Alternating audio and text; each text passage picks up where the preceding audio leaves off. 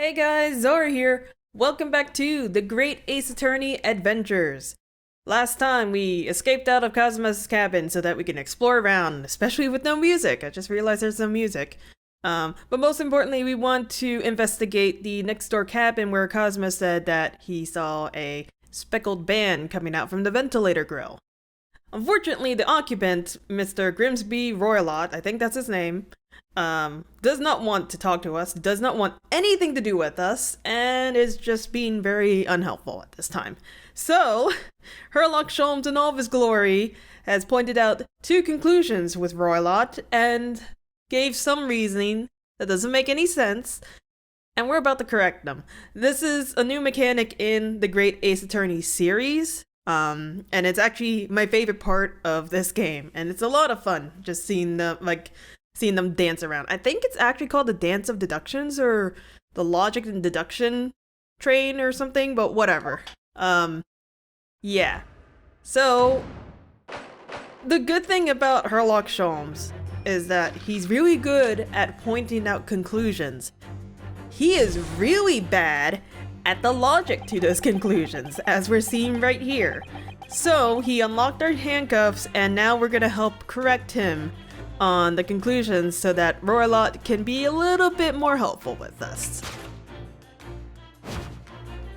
So right here, he knows that Roylott is gonna do something specifically with these shears. What exactly is it? Well, according to Herlock Sholmes, it's to cut off the beard. Which, okay, so I'm not gonna lie. When I first did this, I was either just like very narrow-minded or didn't really understand the concept. This, like, they're telling us that it's a lie. Like, it's obviously not the answer. Roylott's even thinking like, what are you talking about? I wasn't using this to cut my beard. But I couldn't think of anything else, and I think that's because, I don't know, it's just... I had a lot of trouble here, and I have a feeling I'm gonna have a lot of trouble going on forth the less I remember. But anyways, yeah, this is the part where it's very questionable, and we're gonna try to fix up his questions. I'm not sure. Would you really use shears like that to cut off a beard? I doubt that's something I'll ever have to worry about. It doesn't quite sit right with me though. Oh, that's a low battery. Hang on. Okay, that should be good. Yeah, I may have forgotten to charge my controller before starting this, but whatever. It doesn't seem to be sitting right with Mr. Roylott either. Which means, I suppose, that the deduction is wrong. Let's try to switch a key word around here, Naruhodo-san, and see if it helps matters. Alright, but how? I think we should start by taking a long, hard look at Mr. Roylott. I wonder if it's really his beard that he tends to use those shears on. Exactly. If we do manage to find something that seems to fit sense of Mr. Sholmes' deduction better, then what? Then I'll leave the rest in your capable hands, Naruhodo-san. Why am I the one to do something about this? Well, anyway, let's see if there's anything we could even use to switch around that last sentence. What exactly was Mr. Roylott really gonna use these enormous shears for? So this is where things take an interesting twist. It's basically like a normal investigation, except you have sentences, keywords to kind of lead you into a conclusion. So with the left stick, you can move your reticle and it will highlight on things you want to kind of look at. Unfortunately, you cannot look at Mr. Roylott's big nose right there, but you can look at his beard. With the right stick, you can rotate the camera. Keep in mind that this is a port or a remastered port from a 3DS game, so it is a little restrictive and limited, but what can you do? Oh well, anyways, let's get the elephant out of the room here. What's this? It looks like a cascade of stunning golden locks. No. The color is not the point. The point is, what's it doing on the back of Mr. Roylott's head? And how is it growing out from underneath his thick black hair? Well, yes, that's true. So it's stunningly beautiful and stunningly surprising. Something definitely is not right here. And, well, it didn't give us the option to do present. I actually don't know if they're gonna kind of baby us for these first few runs. This is the first time you're gonna do it. But it doesn't really matter. Yes! If we present, we switch out the keyword. And we're gonna correct Sherlock Holmes's, Sherlock Holmes. His reasoning. Words are hard, and also I knew that was gonna happen. You were on the verge of using the shears to cut away the golden locks you sport. Indeed. You have identified the precise detail I was intending to expose. Such lush golden hair certainly does not befit an old man. You're not a man at all. You're a woman. And judging from the length and sheen of your hair, one still very much in her youth. Oh no. If only I'd managed to cut off my hair, no one wouldn't have suspected. I don't remember the voices I made for him. Damn it. The question then begs this. Why would you desire to rid yourself of those magnificent locks? Once again, the answer is plain. We have clear evidence to shed light on the matter. I'm sure it needs no further clarification. The evidence that reveals your true identity is the article about the revolutionary. So you can see, after we swapped out that keyword, Sherlock Sholmes' reasoning for the next bit changes just a little bit. It's still more or less the same as it was before, but it did shift a bit. Well, that was a shock. I had no idea that old man was a really young woman in disguise, did you? What? Why are you staring at me like that? Yes, it was a surprise. Naruhodo-san. You really enjoyed this, aren't you? Or you're enjoying this, aren't you? Sorry?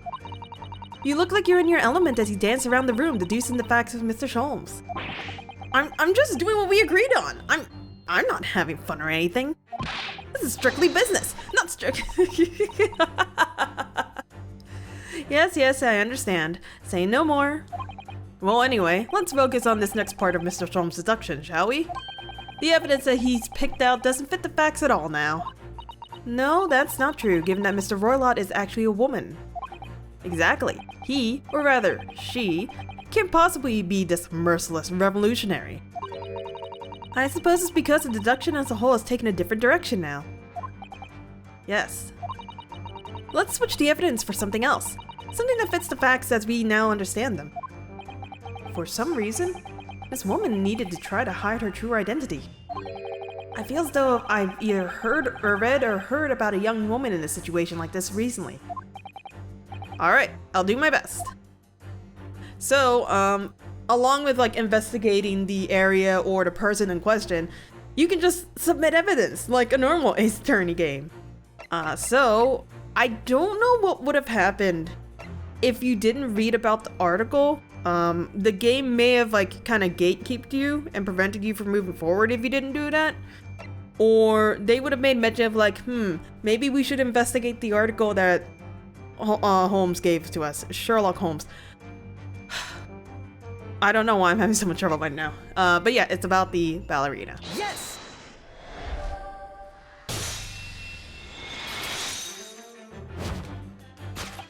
The evidence that reveals your true identity is, of course, the article about the ballerina.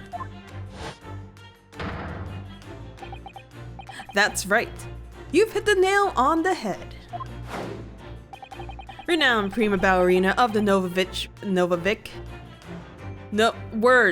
ballet disappears from Shanghai. It would appear we are finally able to address you by your true name. Yes, because your true identity is that of the Novovic Ballet's prima ballerina. Miss Nikolina Pavlova.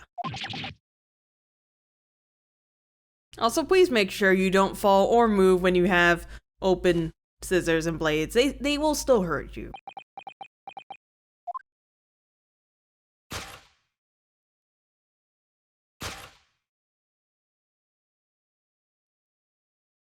Look at her. She's so cute. She's so pretty and beautiful and cute. You're right. My real name is Nina. I mean, Nikolina Pavlova. I don't think I'm doing it correctly, but whatever, we're rolling with it. But please, I beg you, don't tell anyone.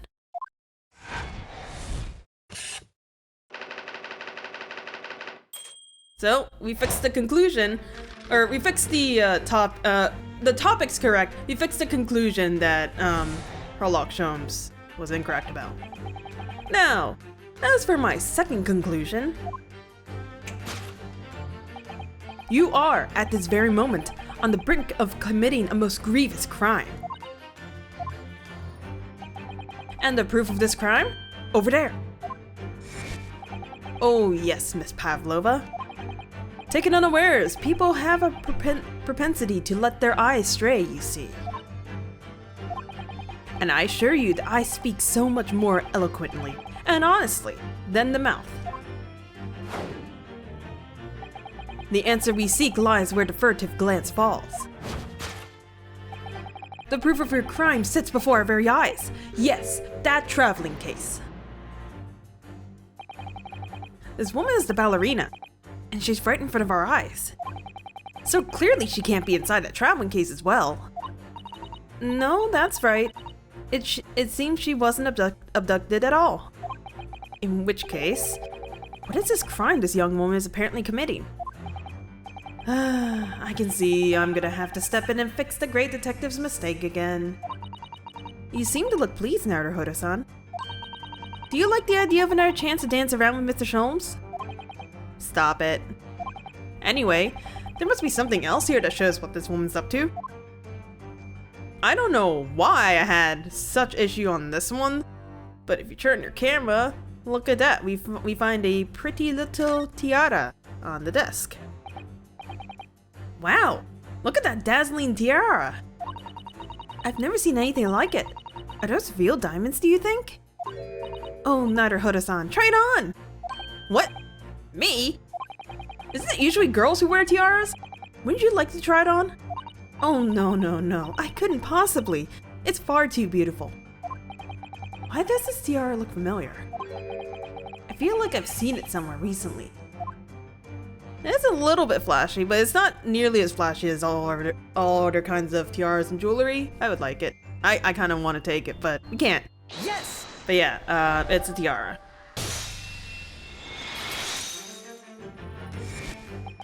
The proof of your crime is surely this tiara. I believe this tiara is worn on stage by dancers in the Novovich. I don't know which one's correct. Ballet, is it not?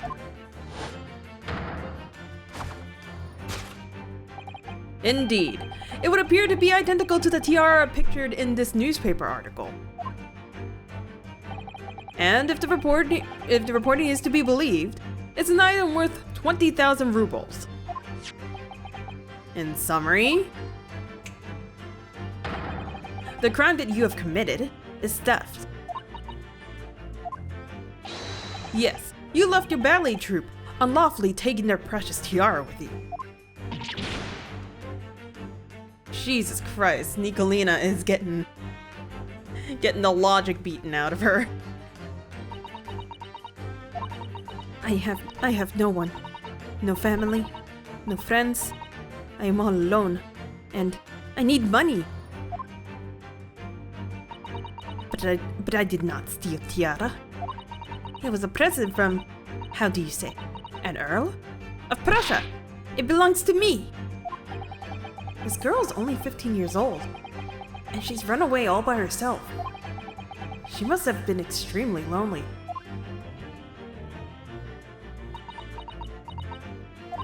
Alright, I will tell you everything. There is no point in hiding it now. Come, let us not be hasty. What? There remains one unsolved mystery about you. Mystery? What do you mean? You have staunchly refused to open this traveling case of yours in our presence. It is reasonable to conclude, therefore, that there exists some reason why you wish it to remain closed. Is that not so, Miss Pavlova? My dear girl, there is no sense in playing games with me. Nothing escapes my attention. Indeed, I have a very good idea of the contents of your case, even before I have ever laid eyes on them. Dear me. We are not well suited to a life of crime, are we? Your carelessness, coup d'oeil, betrays you. Once again, we need only follow your furtive glance to find the answer. Yes, the reason why you refuse to open your case is written in the books on the shelf. He's completely changed tact with his deduction now. I think Mr. Sholmes is adapting his logic to the changing circumstances, don't you? Maybe, but why has he suddenly brought the bookshelf into all this? It's just a wild guess, surely. Oh, do you think so? Well, it doesn't seem likely that the reason why the young woman doesn't want to open her case would have been written in the book that doesn't even belong to her. Yes, that's true. But still, Miss Pavlova certainly did cast her eyes in that direction. I noticed it myself. Then there has to be another reason why she won't open her case. And it must be somewhere in the same area. If that's where her gaze was involuntarily drawn. I agree, that's the only answer. Whatever she has hidden inside that case should be revealed by following her gaze in the direction of the bookcase. So, there's literally only 3 things you can actually take a look at. So you have the bookcase, which has nothing to do with it. Some conspicuous photo, which I think... Is that a person or is that a mountain? Hang on, I actually want to check this out. This is a charming little picture, isn't it? What is it? Someone climbing a steep mountainside? Or descending when it seems to me. When you've been on the flat sea for a while, maybe you start seeing hills and mountains and everything. Okay, yeah, so it literally has nothing. Oh wait, I didn't realize we could turn. Huh. I did not realize we can tilt the camera. Interesting. Whatever. If you read the rules of passage, however... These are the rules of passage for traveling aboard the SS Buria. Passengers must not keep weapons or other dangerous objects in their cabins. Pets are also strictly forbidden. There was exactly the same notice in our cabin, too. I wonder what happens if you break the rules. Oh dear, I'm sure the punishment would be severe, Naruhodo-san. You'd probably be left to drift in the freezing cold ocean. Or shut inside a tiny wardrobe for days on end. So I've actually been serving time for weeks now, have I? Yeah, I mean, that wardrobe is basically our home, or was our home. We don't have to sleep in there no more. Yes! But yeah, it is the rules of passage. Yes, the reason why you refuse to open your case is written in the rules of passage. Passengers must not keep weapons or other dangerous objects in their cabins. Pets are also strictly forbidden. Inside that case of yours is something forbidden from carriage on this vessel. That is the real reason why you refuse to open it, thus revealing its contents. As we've seen, the truck wobbles from time to time. But no weapon or other dangerous item would move on its own accord. Which leaves but one possibility, Miss Pavlova, inside your traveling case.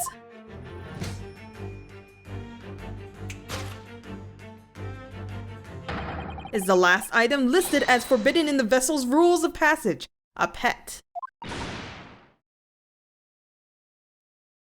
These two dorks are the greatest together. I love this dance. It's so fun. And that is topic number 2.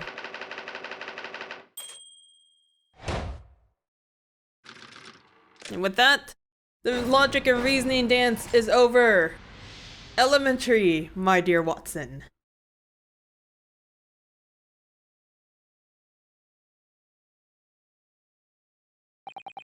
So clearly, you aren't who you say you were.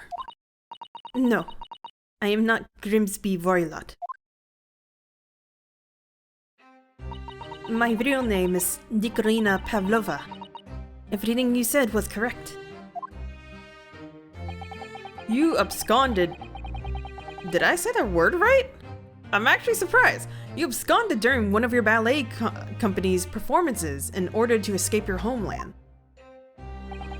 Later that same night, you stole aboard this vessel. Which couldn't have been easy. The Bury has a huge steamship with a vast crew. Could she really have snuck on board without being noticed? In order to obscure your true identity, you somewhat recklessly took the guise of an old gentleman. And you intended to sever all links with your past by severing your long hair. Yet to a woman, hair is no trifling matter. My personal recommendation is to leave it well alone. So, if it was just you about to cut off your hair, who was it that let out the scream we heard from outside the cabin? That veritable tinking of a bell? Why, none other than this young lady, naturally. More like a full set of pipes, if you ask me. I was so scared when I ran away in Shanghai. I was sure they would come looking for me. That's why I decided to, how do you say, disgust myself? So no one would recognize me. As a result, you transformed yourself into that questionable old man? I see. I put on the fur hat and fake beard. Then, just before you came here, I saw in the newspaper. Right on the page, there was a picture of me. I was so frightened, I couldn't stop from screaming. I knew that if I didn't change my appearance completely, they would find me. So I decided to cut all of my hair as fastly as possible. I picked up the scissors in my hand and... At that precise moment, we walked in through the annoyingly unlocked cabin door. Right. Sholmes was so sad that he couldn't kick down the door. Aw, man. Things happen like that sometimes, don't they? Things do indeed happen like that from time to time. Are those two even talking about the same thing? There's just one more thing I would like to know. What exactly do you have inside your traveling case? You were right. It is my dear friend inside. My only friend in the whole world. Please, don't tell anyone. If the captain finds out, if you say to any of the crew, your secret is safe with us, I assure you. But in return, you must tell us, in as much detail as you can muster, about the events of last night. Yes. Alright. I will tell you. Well, Mr. Naruhodo? Wasn't it something? Mr. Sholmes' great deduction? It was certainly something, yes. I'm just not entirely sure what. But at least Miss Pavlova has agreed to tell us what she knows. That's incredible. Indeed, it is incredible. Ah, and one more thing. Oh, yes? What? Observe your wrists. Welp, it was short-lived. Your hands are cuffed again. What? But how? True to my word, I restored your shackles. When? And why? There is still a shadow of guilt cast over you, Mr. Naruhodo. I'm sorry to say, it can't be helped at the moment. Can't it? Really? Anyway, let's listen to what Miss Pavlova has to say. I can't go on not knowing. I have to find out what the speckled band that Kazuma-sama wrote about in his diary really was. Oh my goodness. Again, I told you, I'm really bad with accents, especially ones that I don't remember really hearing. I don't think I've really heard a Russian accent that didn't sound like essentially Dracula, because I actually don't know what accent Dracula is supposed to be based off of, but whatever. I basically lost how I wanted to voice Nicolina, but it's fine. We'll make it work. We'll make it work. Can we actually present anything to her? We can present the diary. This is the diary of my friend who passed away. His diary? Yes, and he wrote in it last night before he died. Something a little unusual. It reads, 1:23 a.m. I can hear a faint whistling sound. And then a few minutes later, 1:35 a.m. Well, it looks like some sort of speckled band is dangling from the ventilator grill. Speckled band? I don't understand. It's strange, isn't it? But the ventilator he mentions joins this cabin, you see. It's up there on the wall. In other words, this cabin and the victim's cabin are connected together. Oh. Miss Pavlova? Has something occurred to you? Does the speckled band the victim mentioned mean something to you? Or the whistling sound, perhaps? No. I don't know anything. Oh. Oh, okay, alright. I guess she doesn't want to talk about it. Did you know that someone was killed in the cabin next door to this one last night? One of the crewmen told me this morning when I was eating breakfast. Ah! The man who died. He was a friend of mine. Oh. That's why we're trying to find out what happened. Did you notice anything unusual last night? Perhaps you heard a strange noise, for example. Perhaps people talking? Perhaps the ship was absorbed in a wild tempest. Perhaps the steam engine exploded. Perhaps everyone on board would have noticed if that had happened. Miss Pavlova? Is there anything you can tell us?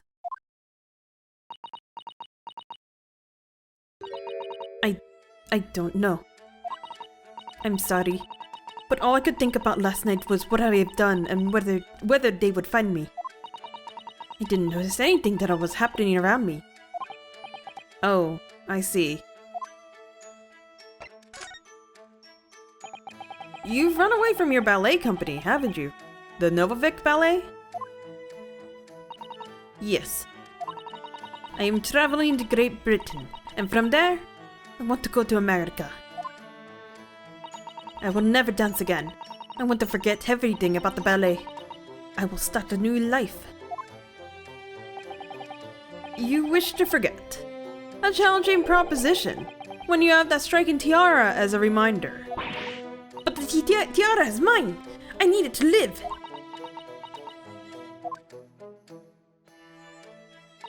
I have no money of my own. The Novovic Ballet gives us only a little food and water. We must dance all over the world. I had to run away.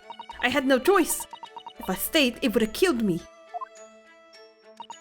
So you ran away to protect yourself? Yes. And the crew of this ship, they have all been kind to me. They let me come on board, and they said I could hide in this cabin. If that is indeed the truth, Miss Pavlova, it creates a most intriguing conundrum. Yes, it does. What do you think about it, Mr. Naruhodo? Me? Oh, well, yes, of course. I think we should hear Miss Pavlova's explanation. To what conundrum, I'm not sure, but... Alright, let's talk about the conundrum. Miss Pavlova, allow me to pose you a riddle.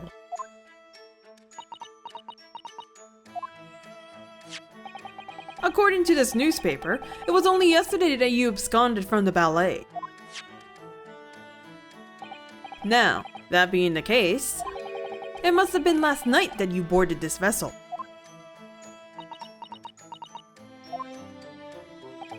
However, the Ancesperia stopped by no port last night. Ah, that's it, of course.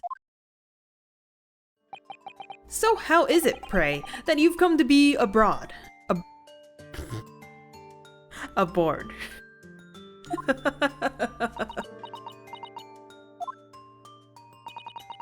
Now that I think about it, the crewman outside the cabin acted very strangely when we mentioned that. It was just after we asked him about when the occupant of this cabin came aboard. And it flashbacks over to Beef Stroganoff, saying that that is not our business. Yes, you're right. He did seem to be hiding something.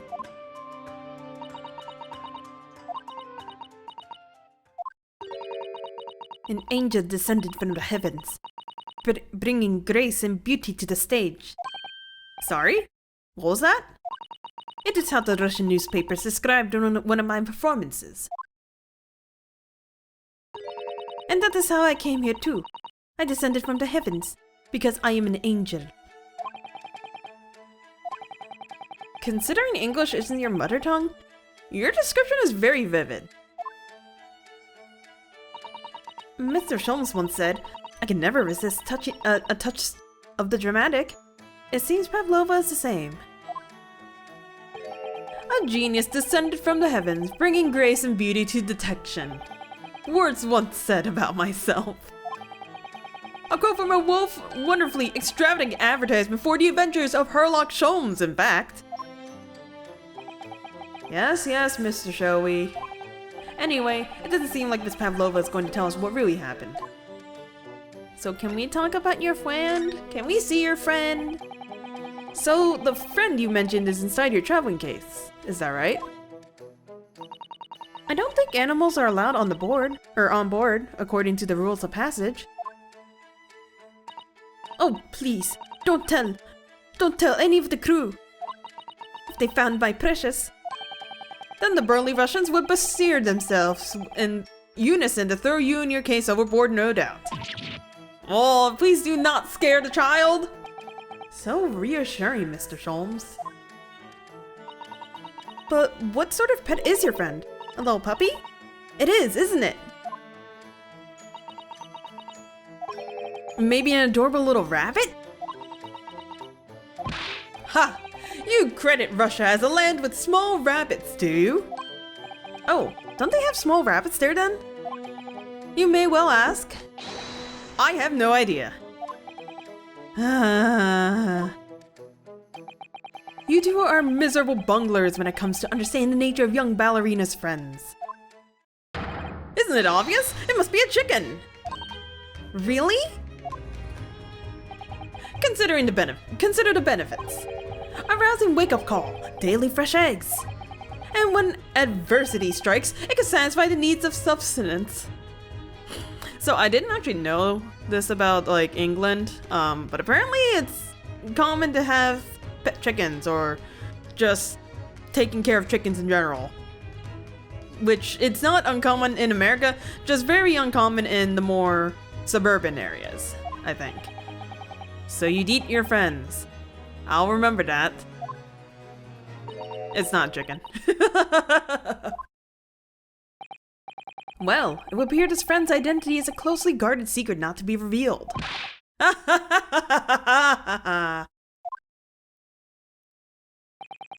She obviously doesn't quite trust us yet.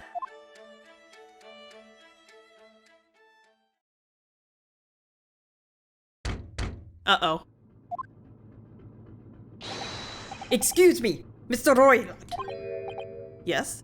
What? Wow, she's fast.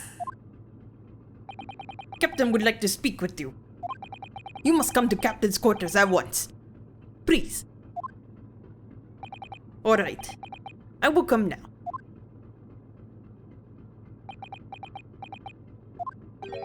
What? You must leave. Now. Oh, no, it's fine. Don't mind us. Yes, please don't worry yourself, Mr. Roylott. Get out! The passenger said out! Or do you want me to throw you out? It looks like we'll have to leave investigating this cabin until later. What a pity.